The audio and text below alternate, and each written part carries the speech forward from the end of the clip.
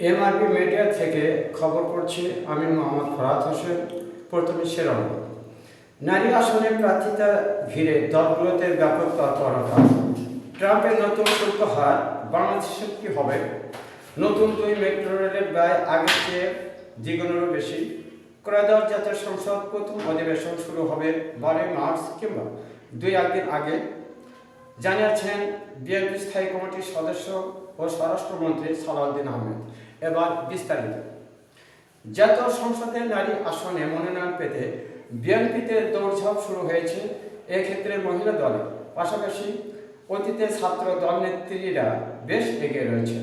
দলীয় সূত্রগুলো বলছে, বিএনপির চেয়ারম্যান জনাব তারেক রহমানের নেতৃত্বে নতুন মন্ত্রী সভা গঠনের পর থেকে সংরক্ষিত নারী আসনে মনোনয়ন প্রত্যাশীদের তৎপরতা শুরু হয়েছে। ইতিমধ্যে অনেকে বিগত আন্দোলন সংগ্রামের ভূমিকা, দলীয় আনুগত্য ও অভিজ্ঞতার বিবরণ দিয়ে প্রোফাইল তৈরি করে বিএনপি নীতি নির্ধারণী পর্যায়ে পাঠানো শুরু করেছে।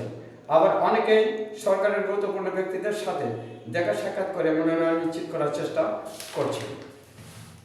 যুক্তরাষ্ট্রের সঙ্গে বাংলাদেশের পারস্পরিক বাণিজ্য চুক্তি করেছে 9 ফেব্রুয়ারি ডক্টর মোহাম্মদ ইউনূস।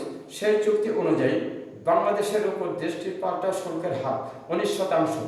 2 সপ্তাহ পার না হতেই যুক্তরাষ্ট্রের প্রেসিডেন্ট ডোনাল্ড ট্রাম্প বাংলাদেশ সহ বিভিন্ন দেশের উপর যে পাল্টা শুল্ক আরোপ করেছিলেন তা গত শুক্রবার মার্কিন সুপ্রিম কোর্ট অবৈধ ঘোষণা করেছেন। সুপ্রিম কোর্টের বাইরে ব্যাপক অসন্তোষ প্রকাশ করেছেন ডোনাল্ড ট্রাম্প। 1974 সালে বাণিজ্য আইন প্রয়োগের মাধ্যমে নতুন করে 10% শুল্ক আরোপ করার ঘোষণা দেন তিনি।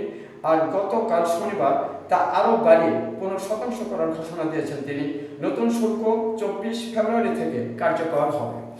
ঢাকায় নতুন 2টি পথে মেট্রো রেল নির্মাণে প্রতি কিলোমিটার যে ব্যয় দাঁড়াচ্ছে তা উত্তরা মতিঝিল পথে দ্বিগুণেরও বেশি। রাজধানীর উত্তরা থেকে মতিঝিল পর্যন্ত মেট্রো রেল নির্মাণে ব্যয় হয়েছে 1574 কোটি টাকা।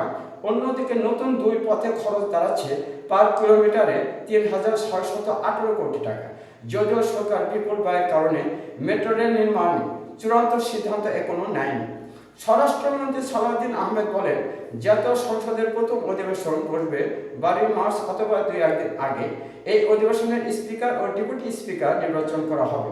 প্রথম অধিবেশনে অন্তর্বর্তী সরকারের সময় অধ্যাদেশ সমূহ উপস্থাপন করা হবে এবং তার সঙ্গে সব প্রস্তাব উপস্থাপন করা হবে।